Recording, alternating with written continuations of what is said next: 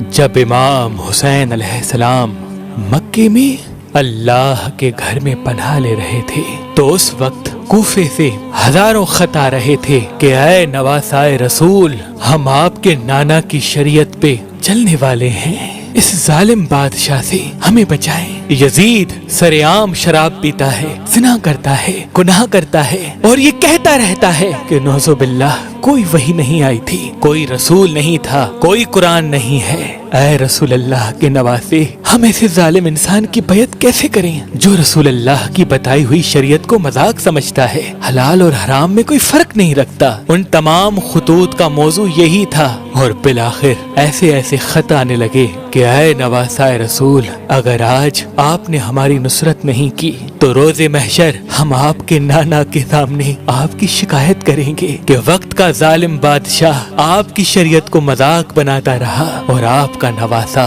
خاموش رہا۔ بس امام حسین علیہ السلام نے ان خطوط کے جواب میں اپنے سفیر مسلم بن عقیل، جو آپ کے چچا زاد بھائی تھے، کوفے کی طرف روانہ کر دیا۔ جیسے ہی بنی ہاشم کا شہزادہ امام حسین کا پیغام لے کے کوفے آیا تو سب لوگ آپ کے ہاتھ میں بیعت کرنے لگے اور بآواز بلند کہنے لگے، لبیک یا حسین، لبیک یا حسین۔ اے عقیل کے شہزادے مسلم، ہمارے مولا حسین کو بلائیں تاکہ ہم وقت کے ظالم یزید کو یہ بتائیں کہ ان کا نانا اللہ کا رسول ہے اور قرآن اللہ کی کتاب ہے اور دین اسلام خالق حقیقی کا دین ہے۔ جناب مسلم نے جب ان لوگوں کی عقیدت کو دیکھا تو امام حسین علیہ السلام کی طرف ایک خط تحریر کیا کہ اے نواسائے رسول، یہاں کے لوگ ظلم سے بیزار ہو کر آپ کی نصرت چاہتے ہیں، جلد اپنے مبارک قدم لے کے کوفے کی طرف آ جائیں تاکہ ہم اسلام کا پرچم بلند کر سکیں۔ اور وہاں یزید کو یہ خبر ملتی ہے کہ جو کوفے کا میں نے حاکم رکھا ہے اس کی موجودگی میں مسلم بن عقیل آ گیا اور لوگ امام حسین کی بیعت کر رہے ہیں، تو وہ فوراً عبید اللہ ابن زیاد کو کوفے کی طرف بھیجتا ہے اور یہ کہتا ہے کہ نعمان، تم سے کوفے کی حکومت سنبھالی نہیں جاتی، آج سے ابن زیاد کوفے کا نیا گورنر ہے۔ اور وہاں مسلم بن عقیل کا خط امام حسین تک پہنچتا ہے اور یزید کی یہی سازش تھی کہ طواف کعبہ کے درمیان ہی امام حسین علیہ السلام کو قتل کیا جائے۔ امام حسین علیہ السلام اپنے حج کو عمرے میں تبدیل کر کے اپنی بہنوں، بیٹیوں اور پورے خاندان کو لے کے کوفے کی طرف رواں ہو جاتے ہیں۔ بس ابن زیاد نے سوچا کہ کوفیوں میں بغاوت کیسے پیدا کریں، تو اس نے یہ نعرہ لگایا کہ جو یزید کی بیعت کرے گا، اپنی تلوار دے گا، اس کو میں اتنا سونا عطا کروں گا کہ اس کی نسلیں خوش ہو جائیں گی۔ جیسے ہی ابن زیاد کی یہ خبر کوفے میں پھیلنے لگی، کوفے کی عورتوں نے سوچا کہ اس سے اچھا موقع اور کیا ہوگا، اپنے اپنے مردوں سے کہنے لگیں کہ مجھے تمہاری تلواریں چاہیے، تم کو نہیں پتا ابن زیاد تلوار کے بدلے سونا دیتا ہے۔ رفتہ رفتہ کوفے کا ہر فرد تبدیل ہونے لگا، اپنی اپنی تلواریں ابن زیاد کے پاس رکھوا کے اس کے بدلے سونا لیتا رہا۔ اور ابن زیاد نے اپنے لشکر سے یہ کہا کہ کوئی بھی کوفے کی گلیوں میں نہ آئے، وگرنہ خام خواہ وہ مارا جائے گا۔ کوفیوں نے رسول اللہ کی اس حدیث کو یاد دلا دیا کہ اللہ کے محبوب نے فرمایا کہ میری امت کا سب سے بڑا فتنہ دولت ہے۔ تاریخ نے لکھا سفیر امام حسین حضرت مسلم بن عقیل کو رفتہ رفتہ ہر ایک شخص چھوڑتا گیا، یہاں تک کہ آپ نماز کے لیے مسجد میں آئے اور جیسے ہی نماز ختم کر کے پیچھے دیکھا تو کوئی بھی شخص آپ کے ساتھ نہ تھا۔ نماز ختم کرنے کے بعد آپ تنہا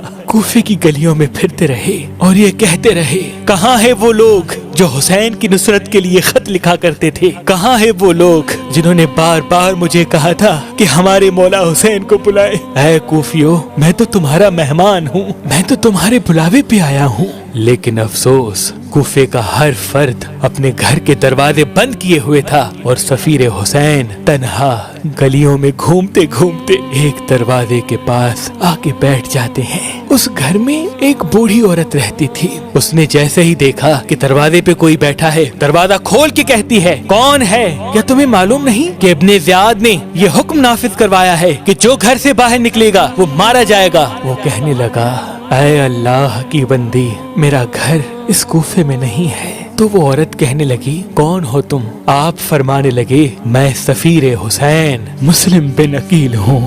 وہ عورت زاروں قطار رونے لگی اور فرمانے لگی اے سفیر حسین آئیں میرے گھر بھی آئیں۔ وہ عورت آپ کو اپنے گھر میں مہمان بناتی ہے اور وہاں ابن زیاد نے یہ اعلان کروایا کہ جو مسلم کی خبر مجھے دے گا وہ مجھ سے جو مانگے گا میں اسے عطا کروں گا، میں اسے اتنا سونا دوں گا کہ وہ حیران ہو جائے گا۔ اس بوڑھی عورت کا ایک جواری اور شرابی بیٹا تھا۔ وہ جب یہ محسوس کرتا ہے کہ سفیر حسین کو پناہ میری ماں نے دی ہے تو فوراً جاتا ہے اور ابن زیاد کو یہ خبر سناتا ہے۔ ابن زیاد اپنے ہزاروں فوجیوں کو اس بوڑھی عورت کے گھر بھیجتا ہے۔ جب چاروں طرف سے فوج نے اس بوڑھی عورت کے گھر کو گھیر لیا تو لشکر سے صدا آئی اے مسلم گھر سے باہر آ جاؤ وگرنہ ہم گھر کے اندر آتے ہیں۔ جناب مسلم گھر سے باہر آتے ہیں اور ایک طرف امام علی علیہ السلام کا بھتیجا اور دوسری طرف ہزاروں کا لشکر۔ تاریخ نے لکھا کوفے کے لوگ حیران ہو گئے کہ ایک اکیلا انسان اس طرح سے بھی لڑ سکتا ہے۔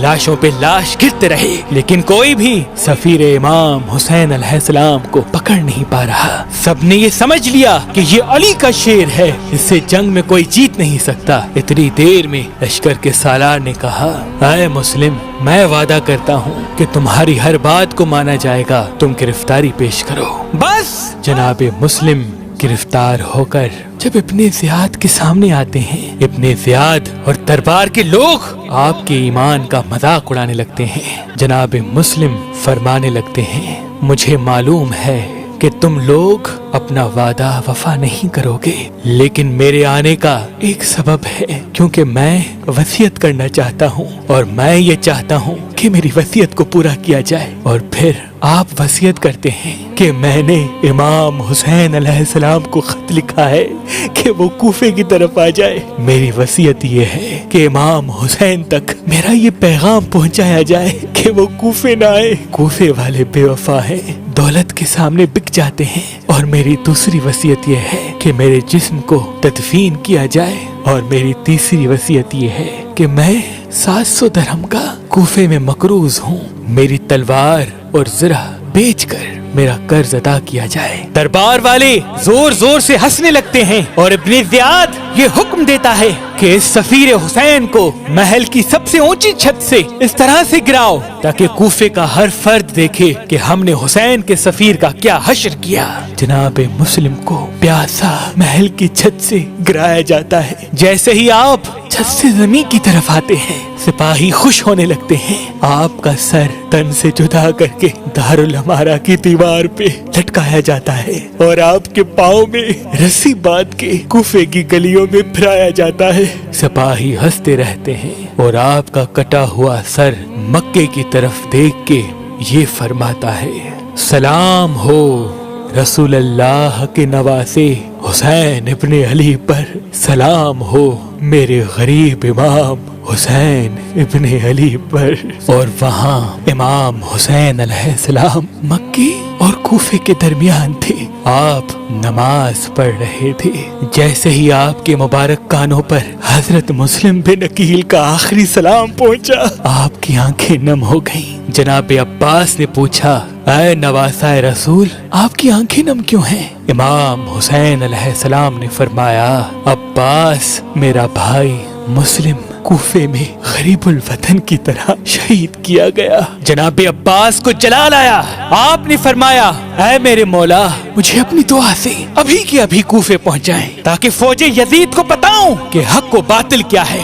امام حسین علیہ السلام نے جناب عباس کے چہرے کو دیکھا اور فرمانے لگے عباس تو زینب کے پردے کا محافظ ہے، تجھے بابا علی نے کربلا کے لیے مانگا ہے۔ اتنی دیر میں آپ جناب مسلم کے خیمے میں آتے ہیں اور جناب مسلم کی زوجہ کو ان کے شوہر کی شہادت کی خبر سناتے ہیں اور جناب مسلم کے بچوں کے سر پر ہاتھ رکھتے ہیں، ان کو دلاسا دیتے ہیں، ان سے پیار کرتے ہیں۔ کتنی خوش نصیب ہے جناب مسلم کی اولاد جن کے سر پہ شفقت کا ہاتھ رکھنے کے لیے کائنات کے امام حسین علیہ السلام موجود ہیں، اور کتنی غریب ہے امام حسین علیہ السلام کی 4 سال کی بیٹی سکینہ جب ان کے پاس ان کے بابا کی شہادت کی خبر پہنچتی ہے تو کبھی شمر تماچے مارتا ہے تو کبھی کوئی خیام چلاتا ہے۔ افسوس ہے کہ جب بھی کسی کا کوئی شہید ہوتا ہے